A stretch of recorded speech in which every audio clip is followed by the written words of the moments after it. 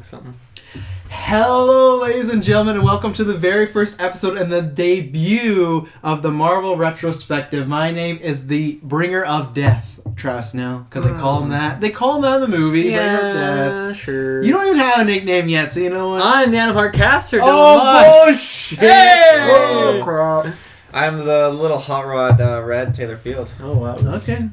Really weird, but I'd say it's a high echelon of his nicknames, though. It kind of, at least it's a very critical line in the movie.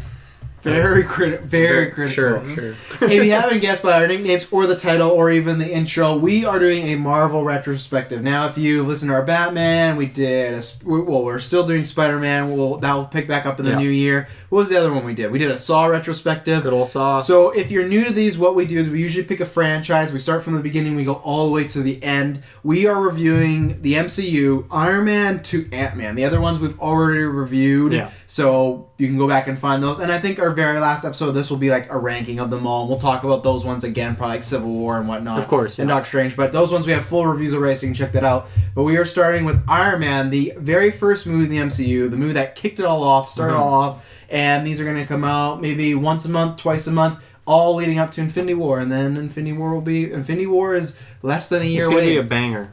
It's crazy. Sure. So, who wants to start? Iron Man, 2008, kicked off the MCU. Anyway, Taylor wants to start. Taylor, you never start actually, so you start. I never start. You're going to start from now on, every cast. Really? I'd love to every start. single thing we're ever going to say. That's going to be awesome. You and Cash, you're not on, so we'll wait. Okay, well, I remember, I got some history with Iron Man 1, so, I got some. I got some. So, I remember, this movie came out, and me and my dad, we'd go to our local video rental store. After the Dutch?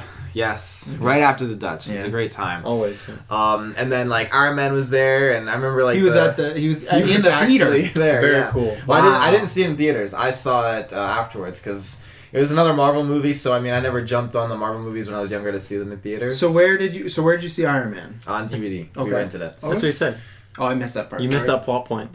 Very huge. I remember it was the teller behind the counter was making jokes about Iron Man. I was like, this movie is going to be probably pretty good. So do you remember the jokes? Yeah, it's like, what happens when he goes in the water? Does he become Rust Man? Nice. The fact that you remembered that for I was little, 8 years. Because Taylor's used that line on multiple. Now the thing is, I gotta say with this story, you said he's making jokes about it and you thought this is gonna be good. Wouldn't you think the opposite? Nowadays, everyone makes memes about Martha, and that's not. No, because I think if you're talking about something, then at least it's gonna has the buzz, You hear that, DC fans? It was at least worth talking about. You don't gotta throw out the fuck DC fans. There's select people that are. Hey, bad. you really need to stop doing that. Yeah, It kind of reflects on all of us. Yeah, I'm not necessarily a DC fan, but if you're okay to like whatever the fuck you want, I don't care. Just don't make death threats over comic movies. Yes, please. Please don't do that. Yes, please. But no, I remember watching this movie and it was just mind-boggling. Wow, this it has such a realistic kind of tone to it. This guy, tons of money, in a similar aspect to Batman, but different from Batman altogether. He just goes out and he just goes through this traumatizing experience, changes his life around, and I was like, I want to become an Iron Man. I want to make some metal parts together and build my own suit. It didn't work out. Yeah, how's that going? You still have all your limbs, so it wasn't that bad. It wasn't that bad, yeah. But the movie was absolutely awesome. I've watched it so many times. Remember, I bought it on DVD from the same video rental store actually. Wow. Whoa, real full circle moment right there. Is that all? That's all you got? All. Yeah, I think this movie's weird. I think I saw it in theaters when it first came out. Mm-hmm. Maybe I didn't. Maybe I saw it on Netflix soon after. But I watched it quite a while ago, and I've probably seen it 3 or 4 times now. And I think it's a solid movie. But when I was watching it yesterday, I was honestly kind of bored through most of it, because I feel like it's a pretty simple movie. It's very basic.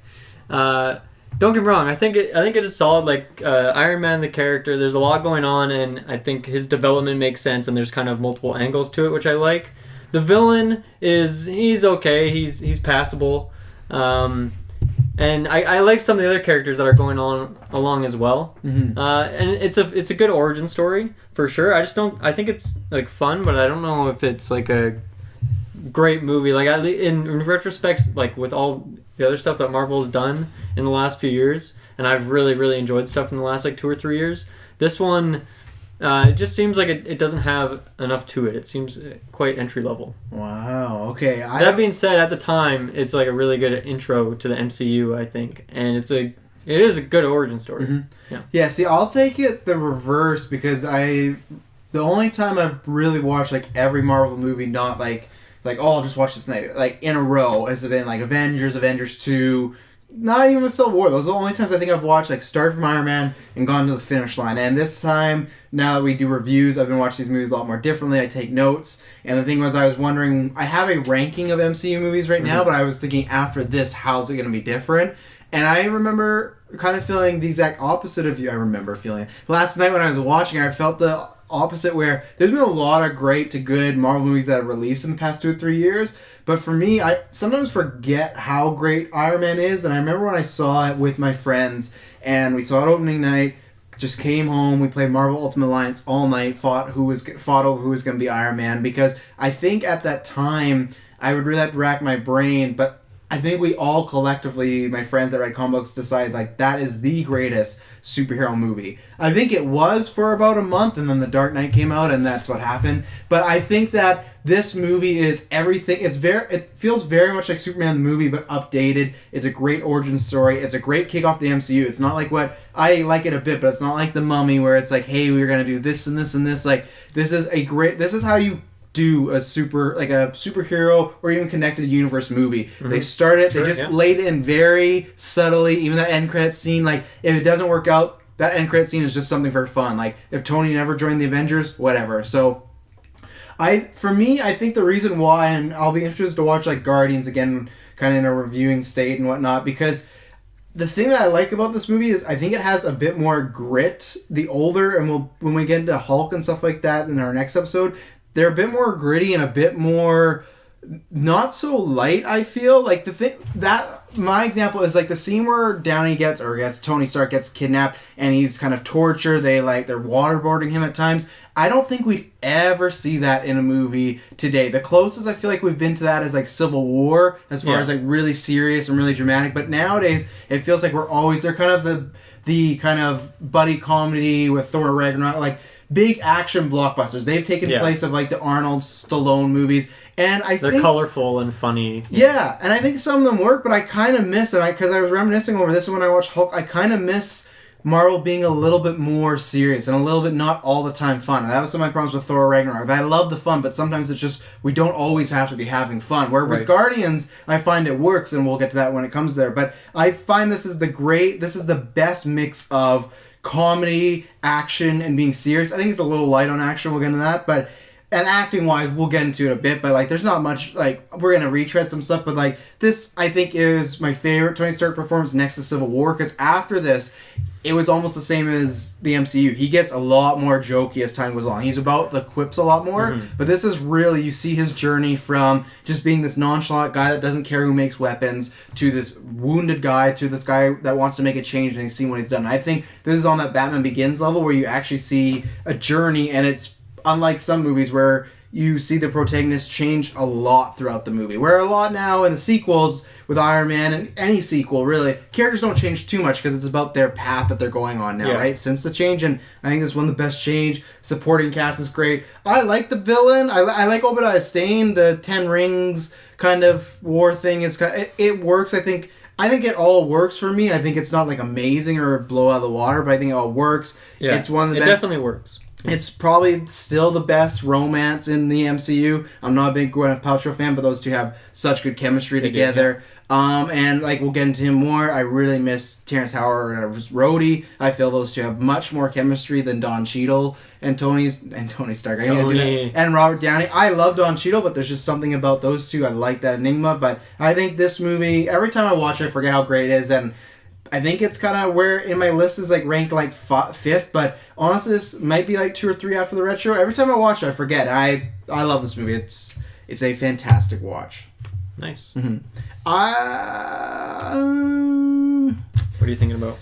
Where to start? Yeah, I want to start with the villain because and I didn't hear anything from Taylor. So actually, let's go to Taylor first. Because what do you think? Over to Taylor. Obviously, you have the Ten Rings and kind of the terrorist group, and then you kind of transfer into Obadiah's stain. What do you think about all that? Obviously you learn more about the terrorist group like later on in the movies, unless you're into the comic books and stuff. I didn't know about the 10 rings and what their whole backstory was. I thought they were just random terrorists hired by Obadiah. So the whole time until later on that I clued in, I just thought it was really Obadiah who was the main villain. Like, are you talking about when you've watched it again or for the very first time? When I've watched it again, now I know that the 10 rings, like, there's the bigger story to them, so... I'm like, man, he's a kid, he knew it was Obadiah the whole time. Like, well, that's the thing, like, I guess with Obadiah, I like the way... I feel I like the way that he's really nice and he's really like a father figure to him the whole time, and the twist comes it's not a sudden twist. Like, you see layers throughout the movie that he's kind of a bad guy. It's not all of a sudden, hey, I'm your best friend, then like, I'm bad. Like, you see him have dealings with the terrorists. You see him make things to Tony, saying like, I'm the guy who told the board like, you're a little rocky, like you should be kicked out. And then obviously he makes the big turn at the end when he becomes Ironmonger and he's like messing with Tony's head. But I think I liked that it was there the whole time, and when I rewatched the movie, I like watching the scenes knowing that Tony's really just an obstacle for him, and he's just trying his best to get him out of the way. And that's where I like it. Ironmonger, the suit, like, okay, I can take that or leave it, but I think him as like, it's not a big, I guess the other thing I like too, it's not a destroy the world villain. We talk about this all the time. It's a very personal, this guy feels like he's owed something kind of, and Tony got it when his dad died, right? So that's what I like, I think. Yeah, I think the character, he makes sense, right? Like, there's like, I guess a couple layers to his motivation and what he does, and I agree. I like that it's not a world-ending sort of affair. I think I maybe just wanted like maybe a bit more of him like lying like directly to Tony and kind of like fucking with him. Yeah. But I still think in terms of, and I mean obviously I'll have a better perspective when we've watched all these older Marvel movies again. But say that 3 times. No thanks. Older Marvel movies. I'll pass. I think it is one of their better villains for sure, and I think he gets like most of his screen time before he's ever in like a super villain sort of suit, right? Yeah. So most of it is just like his character as like Obadiah the guy rather than the big suit. And the suit is it's fine. I'm not a huge fan of it. It's right for the comics. It's pretty classic. Like they set up earlier in the movie that at a certain height, it freezes and then your machine doesn't work and then he gets it with it. Like it works. Like as a movie, it's like that fits. Like it's functional. It works. But I personally wasn't like that into that fight. I think it was kind of just lame. I'm just not really a fan of like those kind of enemies, just like smashing shit, just big dudes and like guns. Yeah, it's not really my style, I guess. But. Well, I think that for me is the only, like, we can talk about everything, and I like to love everything in this movie. I think the only thing that is a little on the lackluster side is the action in the movie, because it's Jon Favreau, and he has not, up until that point, had not directed much, maybe any action movies. To be honest, they're all like.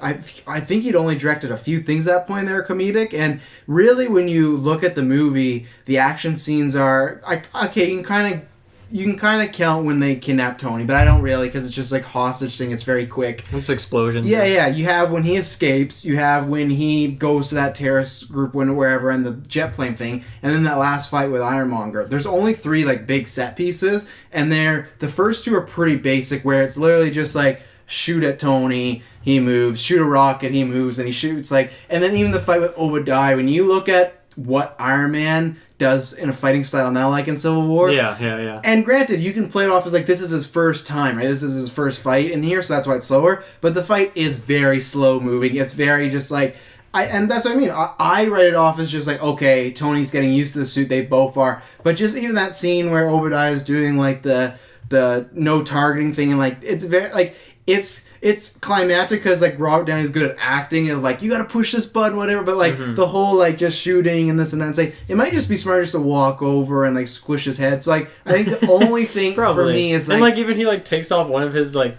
arms at one point. Like, why did you do that, man? Yeah, like for me the action is a little lackluster, but back to Obadiah, I love Jeff Bridges in it. I love anytime he doesn't play much, but I love anytime he plays like a slimy, like he only has to be the slimy guy near the end, but he's really good at it. When he's doing that speech to Tony, when he's like comatose on the couch and he's just talking and he just rips that thing, like he feels very sinister and he commands the scene while he's there. Yeah, he is intimidating too, just based on his like appearance and how he how he is in the movie. Mm-hmm. Did we have anything to add on the terrorists? Because I thought the weird thing with them is the start of his whole encapturement, which is like what 30 or 40 minutes of the movie. The start of that is with like that one guy who doesn't speak English, and you kind of get the vibe that he's like the leader. But then like that other random dude who does speak English like pops out of nowhere and just like kinda is in charge. Over. I still don't really get like why they had two guys, why they didn't just have one, or why they didn't like have it make a little bit more sense. It just seemed a little weird to me. Well, I'm not sure 100% because I never actually fully looked at the story because I honestly didn't care that much because the movie's a movie. Yeah. But there was a story, I think even a couple months ago, that the original villain was the Mandarin, and that guy was playing the Mandarin, the bald terrorist guy. The slimmer guy? Yeah, but they didn't really feel like it worked, so that's why the Obadiah Stane thing kind of happened. Because apparently, like, throughout lots of production of Iron Man, they were writing the script, like, the day of shooting at times. So, like, there were times they didn't even have a script. So, that could maybe have a little bit to do with it, where they're like, oh, hey, let's make this guy the villain. Like, he's not really working. Because if you think about it, if he came in through the middle of the movie and then he's the villain the whole way through, it would work. But the fact that he's a villain for like a 10 solid minutes, but then he gets his face blown up and then he's just kind of really bitched out by Jeff Bridges later on. It's weird too because like the first scene when the guy's talking to Tony and he's telling him you need to make the Jericho missiles. Like, why not just have the guy who speaks English talk to him rather than having that translator in between? Right, and that's something that probably just came up because they weren't thinking of that at the time.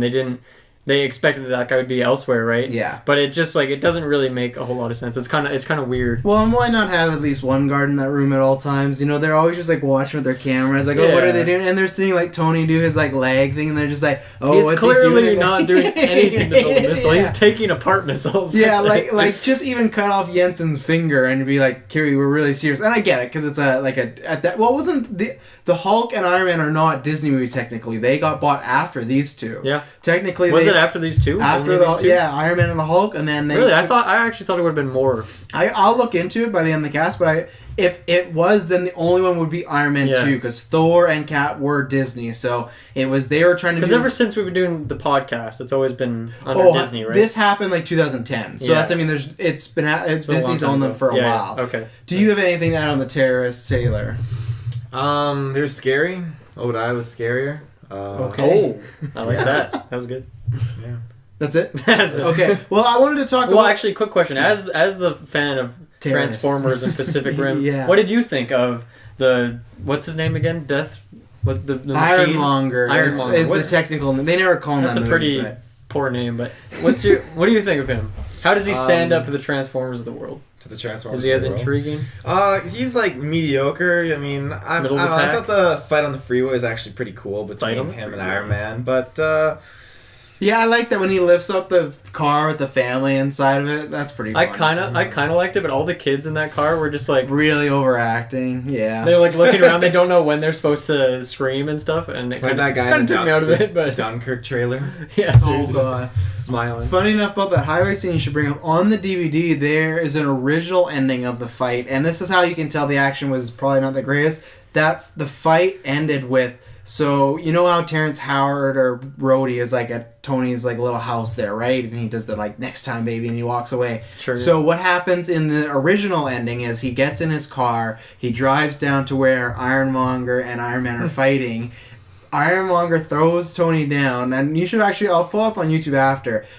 Rhodey runs into Ironmonger's leg. He falls into a bus. The bus explodes, and that's how he dies. That's the end of the fight. Oh, wow. On the freeway. So I guarantee you they did that, and they were like... I love that. Either they shot like, this is not good, or they shot and they test screened it, and the people were like, this is really anticlimactic. Because the last fight is not even that amazing anyways. No. But... Like I said, you should. At least it's a little more personal. I remember when I watched this, I was like, okay, this scene makes this 1,000 times better what they had. Like, it was not even Iron Man, like, destroying Ironmonger. It was Rhodey's car hitting him, and this bus just killed him. I was like... Just an ad for Gran Turismo.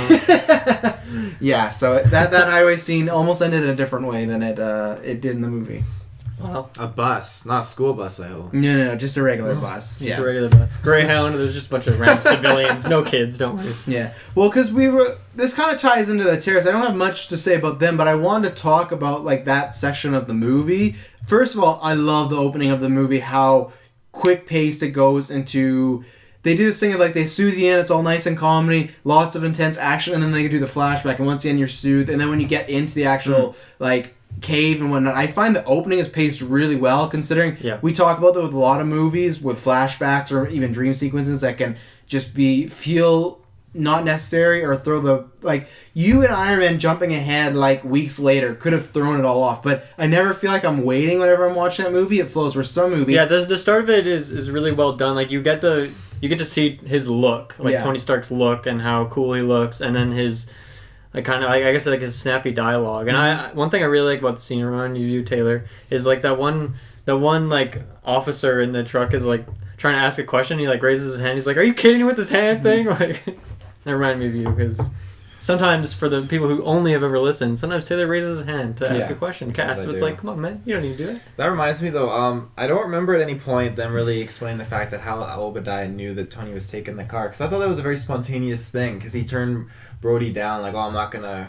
What's his name? Or Brody. Brody. Yeah. Brody. That's what they call him on the streets. Streets. I think that's just movie magic. It's just like he knew he was going to be somewhere. Or what happened is that they had people watching him, and then he got in that car, so they went after that car, right? Like, even though Rhodey says, like, "Oh, next time you ride with me," there's a chance Rhodey could have just been in that car and got annihilated, and they took Tony, right? So I think it's whatever Humvee he was going to be in, they were going to take. Well, I thought it meant like helicopter, because when Rhodey landed in the helicopter in the desert, he was like, "Next time you," I thought he said next time you fly with me. But that was weeks later, so I think they have like an air patrol looking around. Like I don't think he got on that helicopter. Oh, I thought he meant like before he got into the Humvee that you should fly with me and we'll fly you back like. No, because I think I don't think Rhodey's been in that helicopter for weeks on end. Like just no. What I mean, like, what are we talking about? When he after his presentation and he was gonna get into the Humvee, I thought that he had that chance to get into a helicopter with Rhodey to fly back to base camp. I know that when Rhodey comes back and meets him in a helicopter, it's a totally different. I will have to look into it. I don't remember him getting a helicopter, but you could be right. But if not, it's just then even in that helicopter, I think they would have got him. Like I think the plan was no matter where. That sucks. No matter where Tony Stark was going to be, they were going to get him. But one example I was going to bring up for like the flashback thing, it's always been my like minor complaint with Deadpool, and I've grown to like it. But I remember the first time I saw Deadpool when we did the flashbacks, they were good, but I was always like, man, I just really want to get to the Deadpool stuff already. And maybe it's because I read comics, but I knew the origin of Iron Man. I'd read his comics, and I'd never felt like this. Whenever I watch this movie, I feel like every time it flows well. I'm interested in the story. They introduce Rhodey and Pepper Potts really well. Like you get to because if you went in reverse and you just had the story play out chronologically, I think it wouldn't flow as well. When you know that impact of, he's going to get kidnapped, it makes all this stuff, because you get to see his life before when he's kind of a piece of shit, right? Yeah, so it puts it all in perspective, where if we didn't get that intent, like the time jump, I wouldn't think the movie would be boring, but you wouldn't have that hook for the first 38 minutes. You'd just be like, we're watching a rich billionaire, and eventually he gets kidnapped, you know? Yeah, the whole like intro serves as a really good. Obviously, we were talking about earlier how you get the vibe of like his look and like the way he talks, but you even get that through the like when he's translating to that other guy and he's kind of just like sassing him, and then just that whole section of him in that cave, you really get to see like how smart he is and how much he just like understands like these machines and what he can do, which is obviously makes sense since he is Iron Man. But you actually like get to understand that rather than just get it shown to you, I guess. Well, and I think you do really see a change in his character in that cave when he sees his own missiles, when they see him almost kill Jensen. Like in some movies, it doesn't feel like what the character's gone through is really deserving, but what he goes through is deserving, but he does a good job of acting it out. Tony Stark, like that's the thing. Robert Downey Jr. I always say he gets really underrated for his dramatic stuff, because anytime it's dramatic, he's really good, but everyone just loves him. Like, he's quips and he's funny, and like I love that, but I love when he gets to do that stuff more, because it makes Tony Stark feel like a more complex character. And that kind of scene, like him just chilling in a cave for so long, like that could be really boring. It could be 100%. And like the conversation he has with Jensen when Jensen's like, you got a wife or kids and everything, and he's just, and the look on his face when Jensen says like, you're the man who has everything but nothing at the same time. In that moment for me, it always has clicked that that's the moment he's like, man, I've really not done much with my life. Like clearly he has, because he's a billionaire, he's made all this stuff, but really like the stuff that matters, I think he realizes that I've not done any of it in my life. And that's why I like the second he gets back from the cave, the first thing he does is shut down the weapons. It's not even like he takes a day. Like, he's still in the sling, he's still hurt, and that's why like the change is intimate. It's like boom, boom, boom, boom, and all the stuff in the cave is great. And that's what I more was referring to, the grit. Like I said, I don't know. Do you feel like now, because this is retrospective, would we see a scene like that long of a scene, like, or that long of a setting in a Marvel movie? The most I could think of, like I said, was Civil War. There's that moment where Baron Zemo like kills a guy when he like puts him in upside down and he like waterboats him. But like, there's little instances in Marvel movies. I mean, the thing with the Marvel movies these days is that they involve so many characters for the most part. Like, the only recent counters for that is like Doctor Strange, where that's a lot of just him. But other than that, like, I don't know, even Ant-Man, like, there's a lot of other characters kicking around. True, And obviously Black Panther looks like it's a real ensemble cast. The recent Thor movie is obviously, like, about a team of people. So, I don't know, maybe you'd get that scene in a movie if it was just focused on one character. Yeah. Like, I guess you it's not, like, torture, but you do see some, I guess, more gritty stuff in Doctor Strange, and how, like, he gets all his hands all fucked up, and, like, he's in the hospital and he gets, like, really angry and he just turns into, like, kind of a piece of shit. Yeah. So you kind of see that in a different way. I think that's why when, like, I hate to refer back to Doctor Strange for you, but I think that's what killed it for me, because in the cave there's some levity, but it feels very, very minor. Where Doctor Strange, it still felt like every once in a while, because it's the new formula. Like, I feel like you can, that's what we'll talk about when we do this retrospective. I feel like Iron Man sets the tone, and that tone sticks until about Guardians. When Guardians hits, like, you can see that movies take a lot more of that Guardians, like, a lot more humor, and that's where Doctor Strange, I feel like that kind of hurt, where they used some of that Doctor Strange humor. With this, that cave scene, Tony Stark may crack a joke, but it never feels fun. Like, it feels fun as a viewer, but not as, like, it feels down and dirty, and it feels scary, and it doesn't, like I said, it does, when I watch this, even though it does mesh with the MCU, it feels a lot different, that section of the movie, than, like I said, when you think about...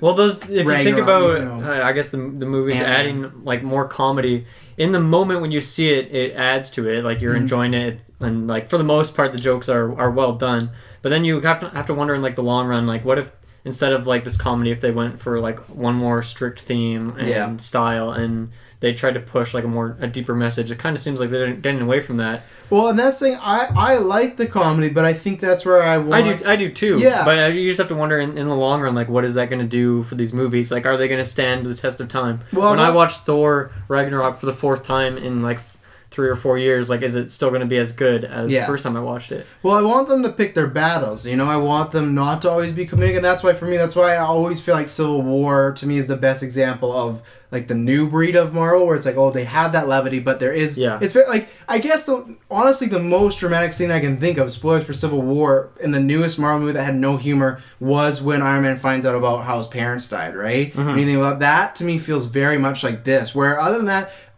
that's why I'm actually interested when we do this retro. I didn't even think about to see how much serious scenes there are in, because it's a struggle for me to think. Like, you brought up Doctor Strange, and that was a good one in that, but it's a struggle for me to think of really big serious scenes like in Iron Man, like this. Even something as Obadiah, when he takes the thing out of his chest, I feel that it's very intimidating and very uncomfortable. Where Hela, great villain at times, but I never felt uncomfortable. I never felt really scared for these characters. I always felt, oh, she's intimidating because she's powerful.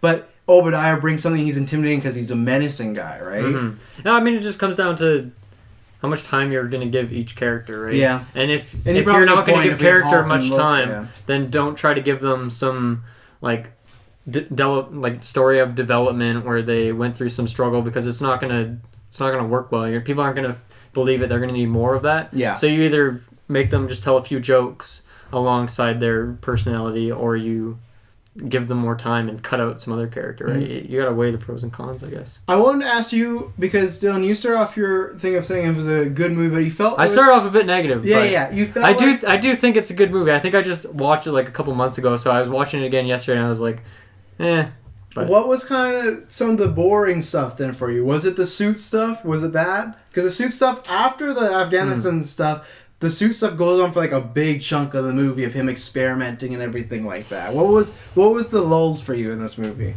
I honestly, like, I don't really think there was necessarily like one point here or there, because it picks up pretty quick. So like I guess when he went to that event when he gets back, I'm trying to picture the timeline of it now. Like when he dances with Pepper? He goes to... That's after all the suits have been... After he's kind of... No. It's the one before where he picks up that girl, that reporter. Oh, he's at a casino. Oh, so the event where...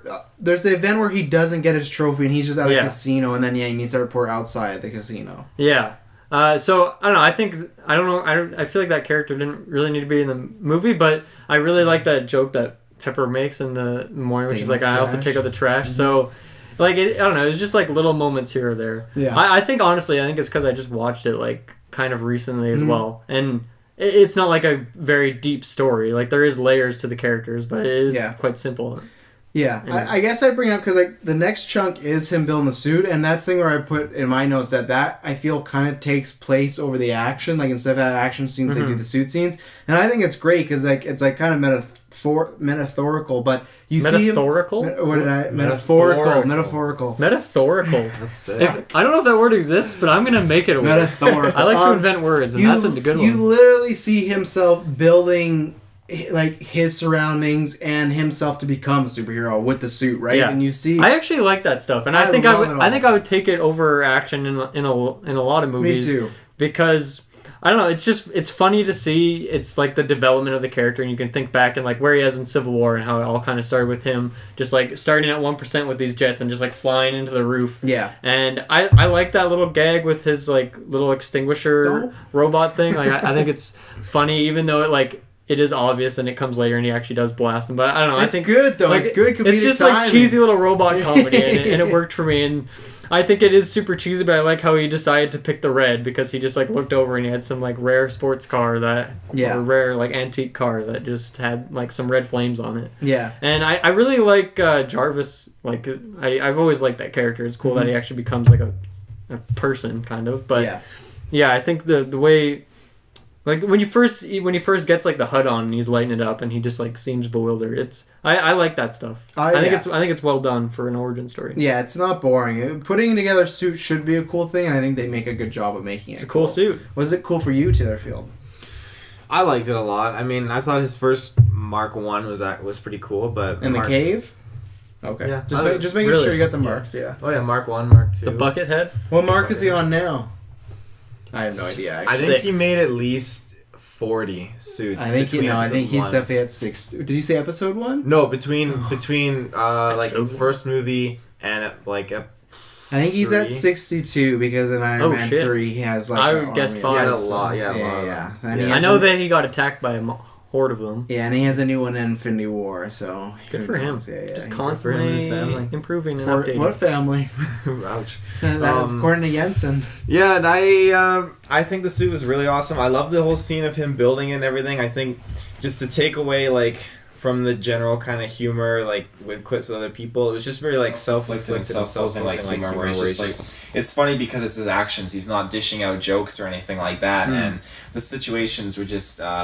innocent and displaying just a great humorous tone, and I really like that, and I think it was good that they focused on him because like he's kind of like exiled himself from the rest of the world and it felt cool to kind of connect with him throughout his little journey as he's cut himself off from the rest of the world and just focus on him, kind of like a rehabilitation for himself as he's rebuilding or building a new suit. And I thought the whole process was awesome, and I loved the whole scene of him testing out the at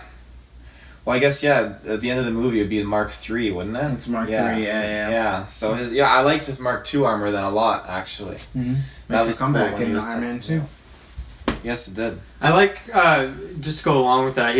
That really is like all he's interested in. I love how at one point he like flies through the roof to get out, and then he just like uses that later because he didn't bother to repair it. He's like, whatever, I don't care about this right now. I'm just gonna use this as a quick exit point. Well, even the way he lands and he's just like, oh, whatever, disengage, and he just lands, expecting just to like land on the concrete, but he goes to like all the floors, lands on his piano, lands on his car, stuff like that.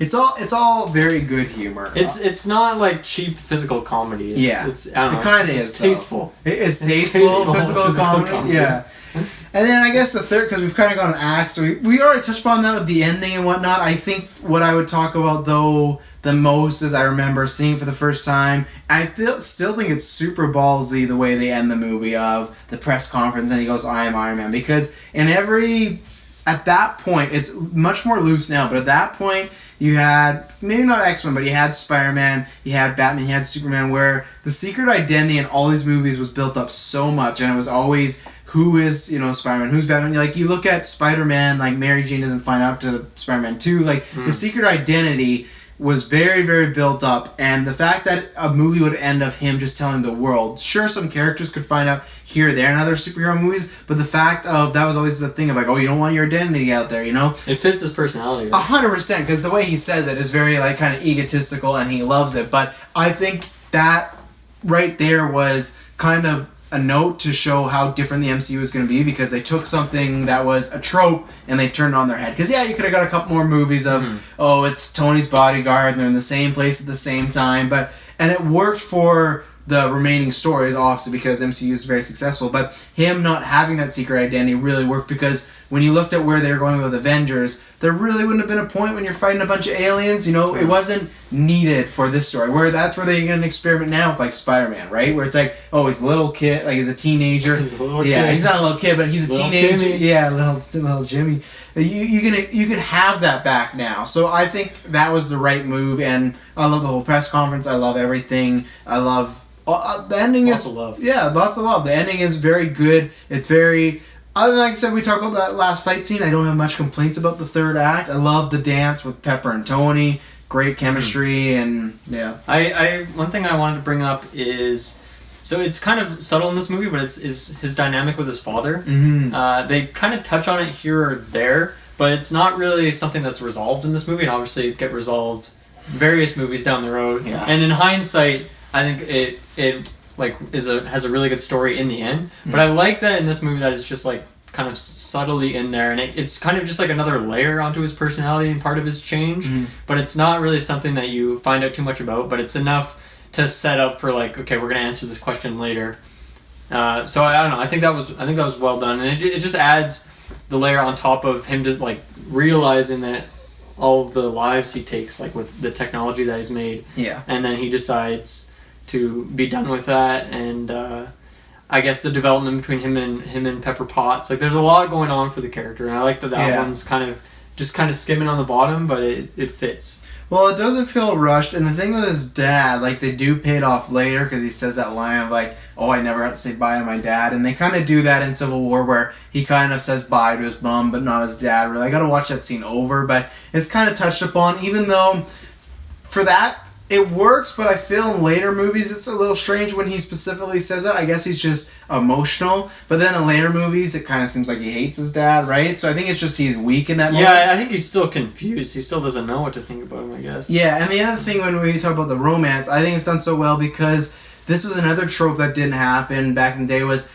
they don't kiss in this movie, even with MJ and Peter at the end, they don't end up together because I'll always be your friend, but they gotta have this big makeout session at the end, like, I think it was a really nice, smart move to pay it off. I think it kind of sucks in Iron Man 2, I don't think it's used the right way. I think, like, when they have their big kiss, it's not the explosion I was hoping for, I think, because the movie's not as good. With this movie, you kind of are waiting for it, but I like that they have that restraint to be like, oh, we'll get to this later, and it's not a forced romance. You can feel it there, you can feel the chemistry, but it doesn't feel, she is vital to this movie, but the romance you could take out and it could still, the same events would happen, right? Sure. Where with maybe Thor and Jane Foster, sometimes it feels like, Jane Foster didn't really need to be on Asgard. Like, obviously in the story they wrote her, like, oh, she'll have the ether, but like, look at Ragnarok. Like, if Jane Foster would have been that, it would have felt forced, so. God, I'm glad she wasn't.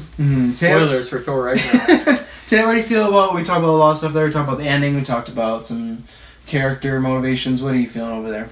I'm feeling like this movie is, like, my favorite scene from this movie is when I thought you were going to say this is your favorite movie of all time. He goes and he, like, saves the village or whatever, and then he takes off like a badass and he's flying, and those two F-22s come out behind them, and they're like trying to figure out like what this is and everything, and the whole like roadie was cool, but like just how the music like dun, dun, dun, dun, dun, dun, dun, like just changes, and it's like the F-22s are tailing him, and then he's just like they're shooting at him, and it's just so awesome to see that perspective, like in the sky with the jets, and especially when he's like this F-22 spinning and like he flies off and takes out the wing of the other F-22, which I'm pretty sure he would feel that in his suit a little bit even, because if not, then I don't know. In a Civil War Machine like falls from miles of air and he survives. Like, yeah, maybe he's a little paralyzed. He did feel it though. That's the thing. He did, well, we don't know he didn't feel it. He did go.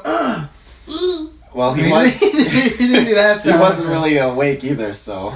No, I meant like Tony Stark. He might have felt it when he went back. You know, he just adrenaline, man. Adrenaline, yeah. But that scene was absolutely fantastic. That's what got to be. I think I'll have to put together like a top 10 favorite like action sequences of all the Marvel movies, and that's definitely top 10. We can do that. We'll do that because the last episode I want to make it of a ranking. So we'll rank the villains. We can rank the. You want specifically action scenes? It can't just be best Marvel scenes. It has to be action scenes. I guess it could be best Marvel. Yeah, top 10 best Marvel because we can play it a little bit more. Because there's a but who knows? Maybe that'll happen. I like that scene in the village as well. I kind of isn't that like the first time you get to see him in his new suit, kind of popping off a little bit and using like the hand blasters. I'm making up all these names now, and the shoulder targeting. Hand repulsors, by the way. Hand repulsors, yeah. Well, I think that's great because they use the score in good moments, but there's moments where it's silent in the war zone and it's just him on the ground getting shot at, and you just hear stuff like when he shoots at that tank and he shoots it and he turns around and it's like, ding, and it's like, and like the sound editing in this movie is great from Iron Man's suit, even Ironmonger suit. Like the sound editing and sound mixing in this is great. I think I love that war zone like action scene the best because it's cool just seeing him just take out these guys. And I think that's why I do like Obadiah as a villain, because it's not this imposing threat throughout the whole movie. It is, but it's not like this, I'm a bad guy coming to get you. It's like, they're all very small villains, and I like that he starts off with this. And I like, there's just that, the very first thing you see Iron Man do, like he shoots a couple guys, and then this guy runs at him, he uppercuts him, and the guy just like backflips like a bunch of times into like a building or something. And it really killed that guy. Oh, 100%, but I'm fine with Iron Man killing people because in that... No, I am. No, I am too. I don't really care. But like, because I think they set that scene up great. He's in a weak moment, and we've all seen that news story, and that's why I always talk about Punisher. You've all seen that news story. If at one moment in your life you've not thought about killing someone, you're lying to yourself. You know you're lying because you think you've seen, these... Wow, we're finding out a lot about Travis. No, but you've all had that too, where it's like, these people are being held hostage, they're gonna be killed, there's gonna be kids being killed, and if you had that too, you'd be like, man, I wish I could go over there and just fucking kill these people. And I love that. That's what he just does. I'd detain them before I... No, fuck that. They're about to kill this guy. They're about to kill a guy in front of his children, and you're like, I'll just detain you. They have your family. Yeah. I'd shoot them in the leg. Well, what? No, they don't deserve a leg shot. Sorry, but metal legs. I just like they set it up right to. He sees that and he's like, you know what? I'm just gonna go over there and do it. It's very reckless, but that's Tony Stark, and that whole scene is great. The moment when they have them all the guns and the thing pops up and his mask like targets all of them and just shoots like little almost darts at them and they all fall. And there's just one guy from a truck that falls down. Like it's really well done, that war scene. It's fantastic, and it's better than him fighting like big, Ironmonger. Oh, there's the hand. There's the hand. I have to say, that frickin' tank operator, whoever he was, I'm sad that he died. Because to be in a tank and to pick off... Sad that he died? I'm sad that he died because he was skilled to fire off a tank shell and hit Iron Man. Yeah, but he's not that skilled. He didn't kill him. Well, no, but he didn't know that. I mean, the first shot's what counts, and he managed to drop the first shot what counts. I mean, I just think to be able to hit that tank shell at a manned suit flying at who God knows how fast. I mean, that's some skill right there. I can't even do that. So you're hoping that guy would come back at some point later? I think he would be He's gonna be Thanos. That was Hawkeye. He's gonna be Thanos. Maybe that's the start of Hawkeye. No, remember Thor. He's in Thor. Remember he's perched in Thor. Yeah, but you don't know what he was doing before that. He's in the tank. He's in the tank. Wow, I just took him on the tank. So what did you guys think then of the soundtrack overall? For me, obviously we've talked a lot on our newer reviews that the Marvel movies kind of are getting better and better with their soundtrack for the most part. I think this one was like kind of above average, but nothing spectacular. It was pretty generic for the most part.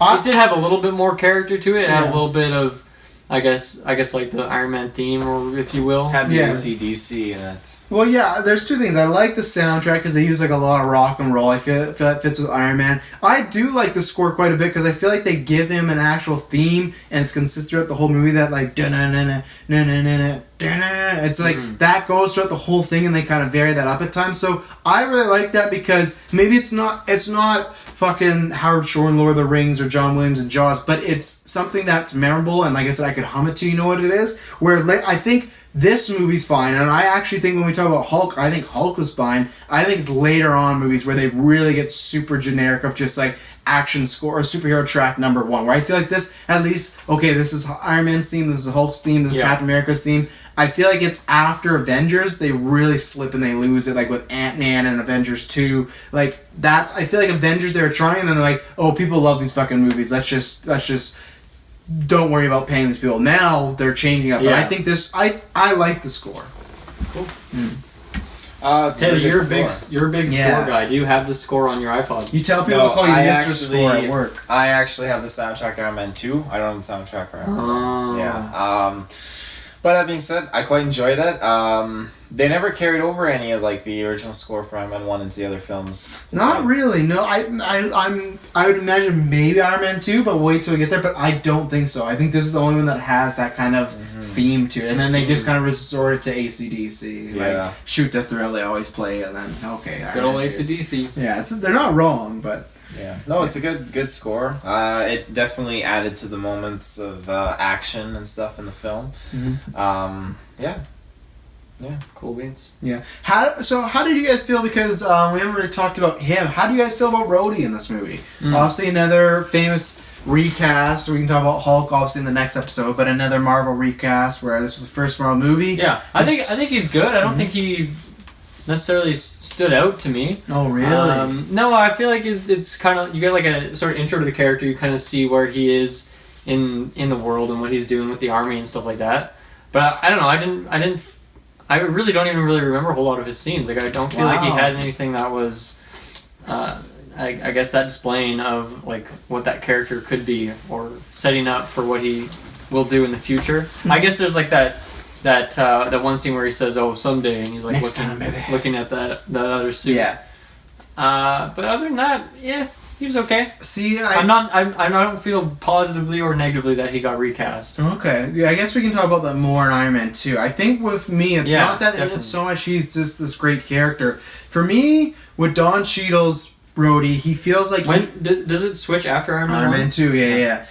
It always feels like, they're friends, but it always feels like Tony is above him, where I never got that vibe with Rhodey. Yes, he's in different places. Yeah, where technically, he's above him, because like he has the suit and he's a billionaire, but I always felt like that didn't matter. Rhodey would call him out, and just that scene when, like you were talking about earlier, Taylor, with him saying like, "Oh, I'm going to blow this out of the sky," and he knows it, he kind of has an idea that it's Tony or something Tony's doing, right? And he's just calling him out on it, where the new Rhodes kind of feels like he's a bit more lax and just kind of like, "Oh, well, that's Tony," where this guy feels like, "No, I'm going to stop him," like, no, like, not in a violent way, just in a way like, "Hey, I'm not going to take your shit." Like, the way he talks to him when he's late for the award ceremony and for the plane, he's like, "You were 5 hours late." Like, "That's what, it's my plane." He's like, "We need to go," like, there's much more authority to it, and I feel like Terrence Howard is much more of a powerful actor than Don Cheadle. Well, you'll see Don Cheadle and him have these, butting head moments on Iron Man 2, and I never feel that he's on the same level. And like I said, maybe it's just because like I've watched these movies so many times, so it's in my brain. But yeah, I'll have to compare when I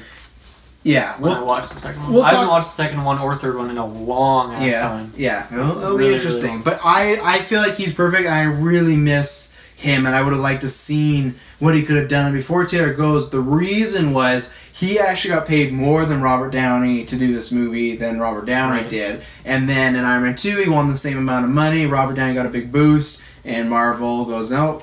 And then they part ways. It's the classic, and this is what you're going to get. And that's where we'll talk about it with Hulk, with that same similar thing that happened with Edward Norton. Apparently there's a bit more butting heads on creative, but that was the same thing, that, hey, he wants a bunch of money. Downey got the benefit of, he was the first. Iron Man came out with a huge hit. He got 5 movies for like 50 whatever $million, where the rest of them got like paid like $1 or $2 million for the Avengers, not even their own movies, just Avengers, because after Downey, they're like, we can't keep shelling this money out for these people, so we'll sign them multiple longer contracts for like, smaller amounts. But Taylor, you have any thoughts on the OG Rhodey?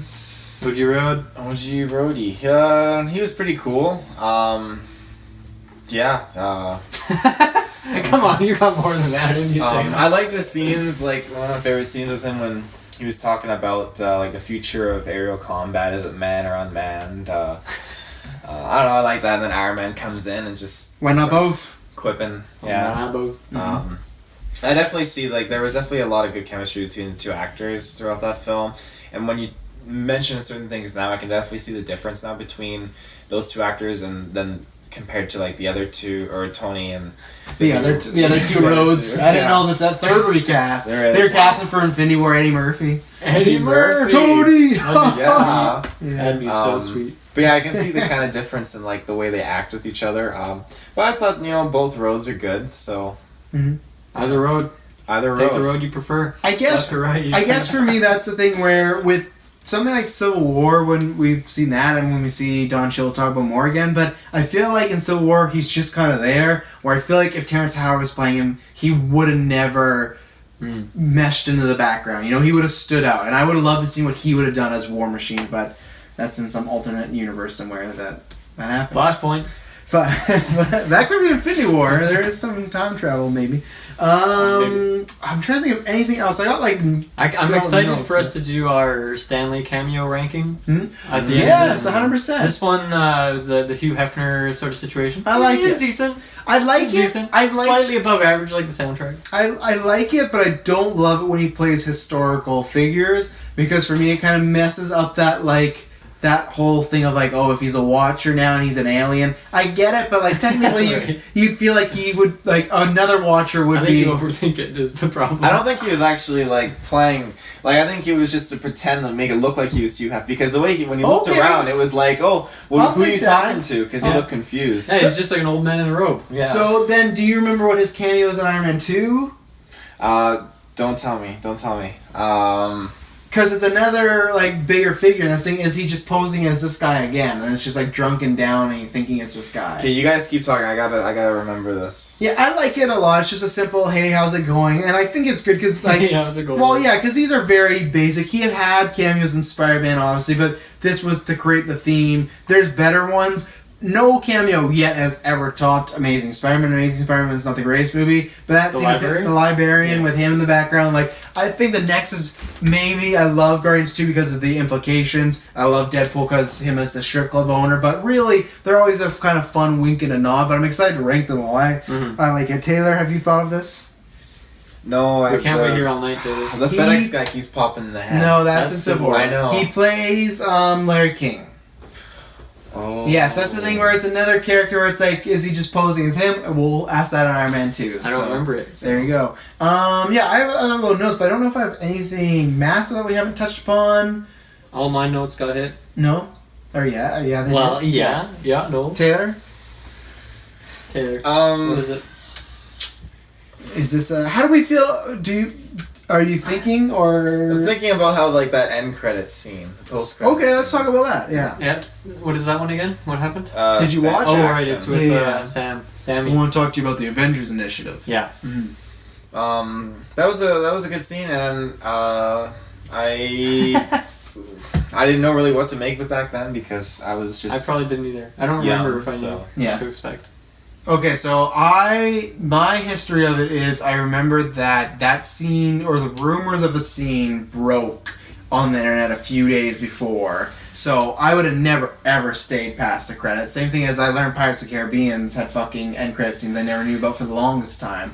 So I was a kid, just wanted to get out of there, but I had heard about it, and I had heard that it had Avengers implications, so it was not a huge, oh my god, because I kind of knew it was coming, but it was still an oh my god that's happening. I think it was a great way to do it, as far as, like I said, if it would have failed, it's just a scene. I wonder if anyone missed that wonder about Iron Man 2. I don't think in Iron Man 2 they explain Sam Jackson the best. They put him in there just assuming you know who Nick Fury is and you've seen that scene, and we could talk about that when we watch that movie, because as a nerd, I'm like, oh, this is fine. But Iron Man 2, I think, does that a lot, where there's a lot of things they over-explain, and there's a lot of things they under-explain. I think that's one, but I think just him dropping the Avengers Initiative is great. It gets people asking. I remember when I had to tell my mom and auntie what this was about, and it was the classic like, oh, so I'm like, oh, their plans are gonna do these movies and put them all together, and she's like, oh, so like Batman and all of them, and they're like no, like just these certain characters like in Marvel, oh, so like Spider-Man, like no, but like they only own these characters. Like nowadays, there's some people that get confused, but nowadays it's just common knowledge like, oh, this is Marvel, this is Fox, and this is DC. Like people are getting more inclined with it. But I remember this, I had to explain a huge amount in my life. I've lost many hours just trying to tell them like, oh, the Avengers is this team. And I was really excited because I saw this coming out after Justice League. I always like Avengers more.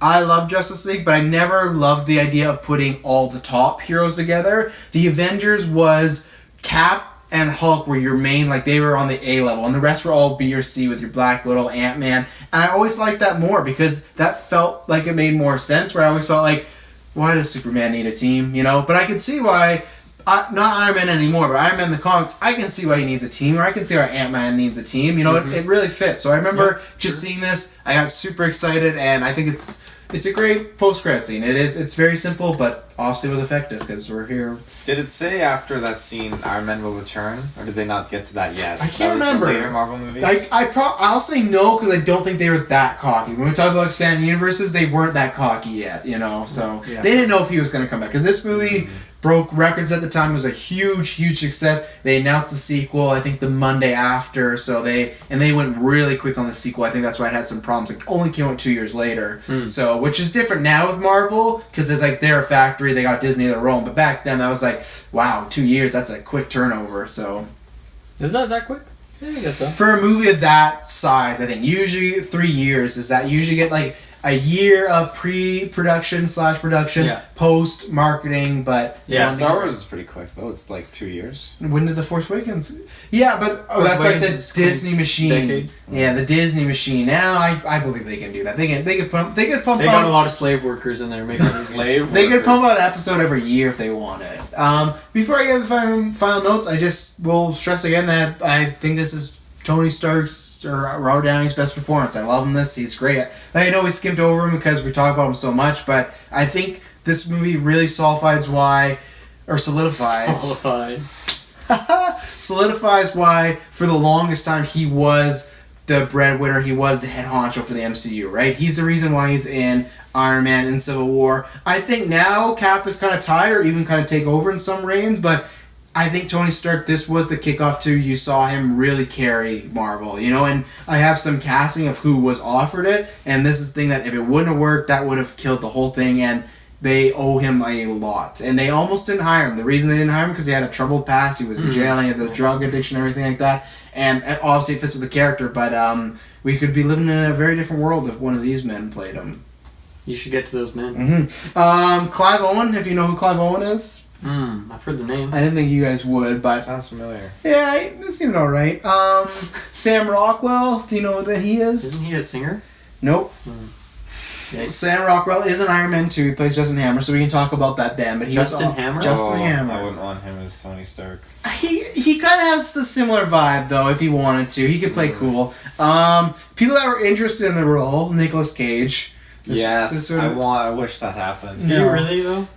Like, no, not really. Yeah. In a perfect world. Over Downey? Yeah. And this is all who knows hearsay. Apparently Hugh Jackman was offered the role, but that seems a little weird. This was after X-Men, and that would have felt at that time. That would have been super weird. Yeah, a little weird. And I don't even know if he would do that role. Like, I don't know if he would have fulfilled it. Yeah, like do it right. Yeah. Yeah. I mean, he probably has the chops, but yeah, I think it would have took some adjustment. That's the thing. To me, it's hard to always talk about Downey because Downey is really just Tony Stark. Same way as Ryan Reynolds is Deadpool. You know, that's why it's just perfect casting. The one that was the biggest, it almost happened until he took too much creative control. He wanted things like the Iron Man mask was going to have a faceplate where you could see his face instead of the mask. Do you have any predictions what actor that would be? Oh, yeah. What's his name? I can't remember his name. He's very popular. I can't remember his name. He's very popular? Yeah. What's he in? He was in Grease. What's his name again? John Travolta? Yeah, it wasn't John Travolta. That's my guess. How do you forget John Travolta? Alright, legend here, Geek first. I don't know. Taylor, any guesses? Any guesses? Sam Jackson. Nope. Gosh, it's hard to think of like any guys that aren't already in. Well, Leonardo DiCaprio. no, good choice. He tried to kick off his own cinematic universe this year. Tom Cruise. Tom Cruise apparently was the #1 pick for the studio. Favreau was the one that fought for Downey. He said he wanted to be Downey, and Tom Cruise they were gonna go with until he had all these script notes, and he wanted the mask to show his face and everything like that. So. Yikes. Yeah. Well, we all seen how great he is at kicking off the whole universe. Yeah. John Favreau. I don't know if that's fair. Okay, well, I don't care. John Favreau gave, and I'm not going to list off all these names because you guys won't know them, but he gave an advanced script to a bunch of comic book writers that have written Iron Man or written for Marvel for years to check it over, saw if they liked it, things like that. I think that's very commonplace now for the MCU, but back then you can talk about there's a story Kevin Smith talks about like Superman when they were going to make or Superman Returns, whatever they're going to call it. When they would talk about, maybe like the comic book studios used to like really laugh that off, like no, like we're going to make our own movie. The fact this was another touchstone, a big thing of him letting writers be like, does this work? Does this work? So showed that vibe. Paul Bettany recorded all his lines for Jarvis in 2 hours. Yeah, that makes sense. There isn't a lot of lines for him. Mm-hmm. I forgot to say this is our trivia. We usually do this with Saw, or sometimes. Just retros. Yeah, sometimes. So Saw once there wasn't much, so that's why we. Yeah. And then the last one I had. There's other stuff I've talked about throughout with like not having a script. Paul Bettany, at least up into this thing, had never seen the film and is unfamiliar with the plot. Had never seen Iron Man, so he's never seen it. Like, till this day, you mean? Well, I don't know when that was put in, but that's what IMDb says. At least, I imagine, a good little while he had not seen Iron Man. He's a cool guy. He's too cool to watch his own movies, even though he's barely in it. Yeah, and to avoid spoilers about the final press conference, the extras were told that it was a dream sequence. When he reveals that he's Iron Man, so they told everyone that this is a dream sequence, so they didn't go out and say, Iron Man ends with him saying that he's Tony Stark. Oh, yeah. I see. Clever. Mm-hmm. That is clever. Always blame on the dream sequences. Yeah.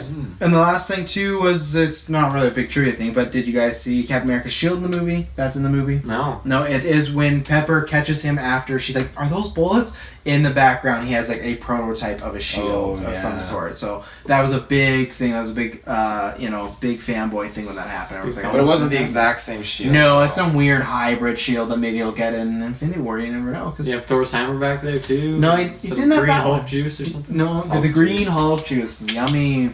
Yummy. Yeah, Cool. That's it. Successful retrospective. Do we want to give our final thoughts and ratings? Yeah, sure. Taylor. Well, final thought and rating. Let me see. Yeah, final thought. It's a great movie. I think compared to like the other super movies around this time, like minus the exception of Dark Knight, because that was just perfect. But this this movie just set the tone apart from like the regular Marvels, like Fantastic Four and stuff like that. Being like it just feels more realistic and just feels it has dark, gritty moments and just has like this perfect kind of tone to it. That's just down this new road that superheroes in the Marvel Cinematic Universe just could have really taken off with, and it did just that. So I think it was great. What's the rating? Is it at 10 or 5? 10. 10? Well, whatever you want to be. How many Iron Man suits does he have again? He is like over 60. Okay, so out of 60. Out of 62. He was 62. What do you 62. I would give it probably. Now that you're trying to do the math. I'd give it like a 60. Okay, only two suits. 2 points off. What are your 2 points off? Because you were no, he wasn't that negative. So I want to hear what are your 2 points off. My 2 points off. I feel like terrorists are scary. Made me wet my bed at night because I kept thinking, they're gonna get me, Jensen. Shout out to Jensen. I really like Jensen too. He's a comic book character that and the origin is 100% comic books where he's in the cave with this guy. In the Cave of Wonder. I like Jensen, the actor. He has a small role, but he does it well. I don't like that when he shoots his gun. He's just running, shooting in the air because I feel like you could just take out a couple guards, but he's not a killer. And I like the twist that his family's dead. It's sad. It's Shakespearean. Sure. Probably would have been like the not very climactic ending fight scene. I feel like this is the first time we get these two suits going at it, and metal suits, not suits. But it would have been cool to see a little bit more of. Why did you hit yourself? You're not wearing a suit. No, but I was just going. I don't know. For the fans. For the fans, he did it for the fans. For the fans.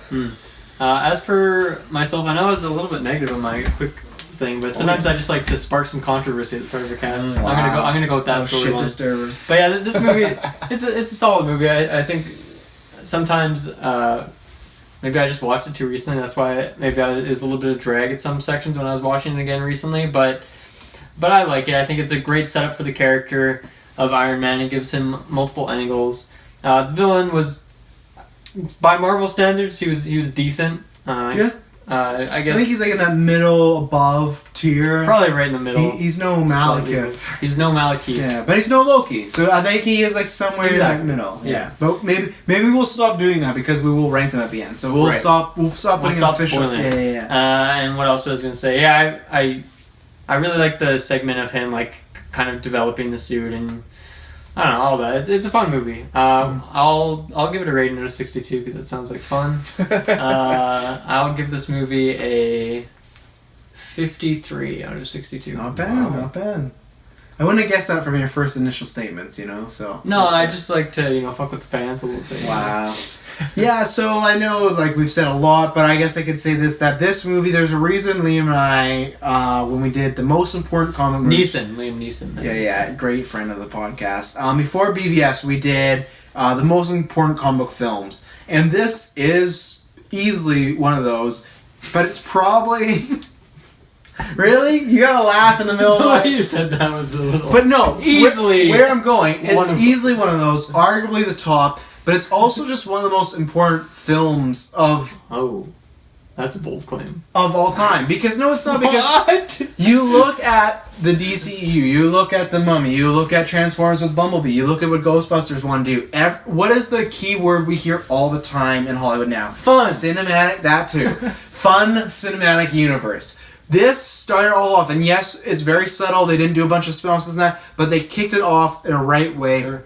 They casted well. The action for me is good enough. Yeah, the ending scene is not the knock home run. But the thing is, we say sometimes that when a film is great, you can forgive it a bit for its flaws. It's when the most stuff is like characters or plot is really bad, and then like little stuff is bad, it piles up. So that little stuff I can easily forgive, and even then, the action to me is good as far as the Warzone scene. I love that scene. It's very well done. We talked about earlier. I would take him experimenting with the suits in his basement over action any day because you're seeing the character fleshed out. I love the grit of this film. I love how dark it gets at times, how realistic. Taylor touched upon that earlier. That's the other thing why I think people love Tony Stark.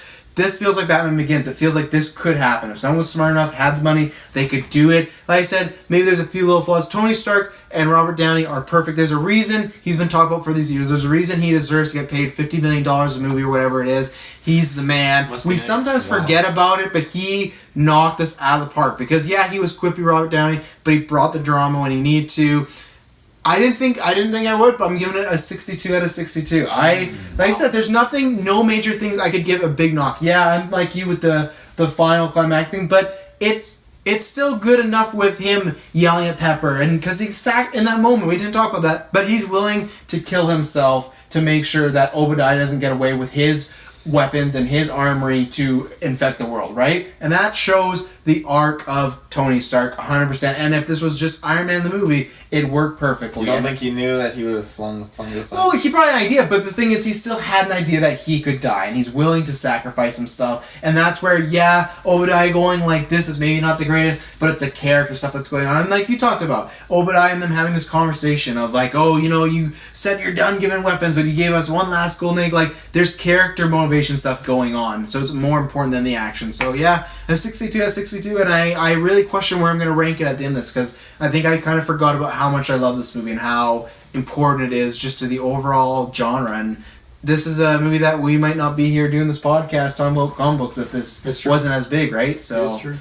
Taylor Field, where can they find other Geekverse-oriented content and the retrospectives when they continue? Well, as you journey through your Marvel Cinematic Universe, you can find us in the search bar with your internet connection or your Jarvis connection, whoever you choose. You can find us, and we are in the search bar on Facebook at Geekverse Space Podcast. It's been a while since I've done one of these. Geekverse Space Podcast feels like it. And when you go on your Facebook, you'll find us. All that cool stuff. Just like riding a bike, though, right? It's kind of like riding a bike. Mm-hmm. Head over to YouTube. You can watch the video version. The video version of this had the first 28 minutes missing because I forgot to hit record. So that's kind of fun. That is Travis's fuck up. Or I'll blame Dylan because he checked it last, but I'll take the blame. You know, I'll sacrifice myself. But either way, you had to hear our great, glorious voices, and you can hear all of our voices on this. But if you just want the voice version, go to SoundCloud, go to iTunes, go to Podbay, got to Google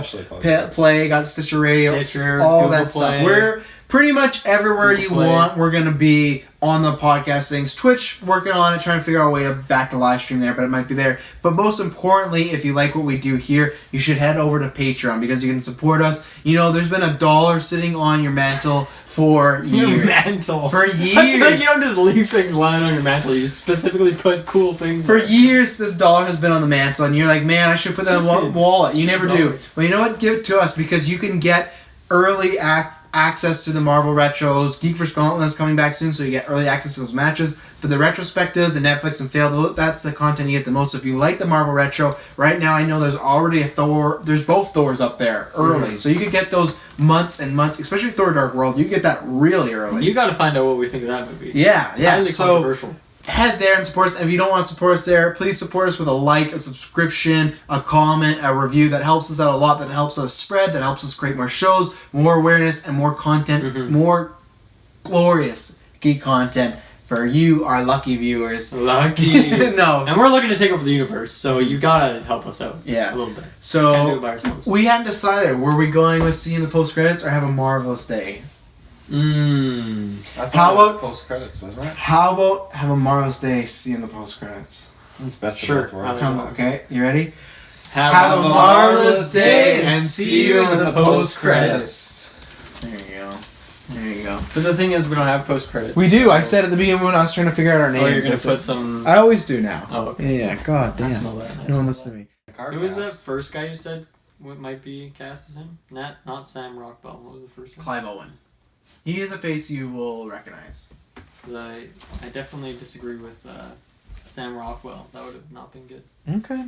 Clive Owen. Who is this Clive? He was almost James Bond. He's been the bridesmaid a few times, but never Sin the City. bride. I've never seen any of these movies. King Arthur was a great movie. Oh, I think King I know that. Arthur's not a great movie. That No. was so much fun. No. 2005, 2006, big year for him. He was Sin in- City, Inside Man, Children of Men. Have you not seen Inside I want Man? to see Children of Men. Children of Men is fantastic. He looks like someone who'd belong in like one of the Saw movies. That's a weird comment. He looks like what? Sorry. He looks like it was just his face. He'd be a good cop in like a Saw movie or something. Well, he can't be any worse than what I was in Valerian and Jigsaw. the City of a Thousand Yeah. Planets. He was in He was Valerian. in I Valerian. wonder which planet he was on. I didn't pick up that. Valerian was Planet- actually. Planet- I sad. saw him in Pink Panther. That's right. He was Planet on. 62. Planet 62. If we did a review for Valerian, I would have failed it. Really? Yeah. I'm so glad I saw it at the cheap He's theater. changed after Jigsaw. He's changed. He's had taste of the wild side. Wild side. Okay, let's get to Oh. this Hulk action. I'll give you a Hulk taste on action. it. Give me a nice hulking action.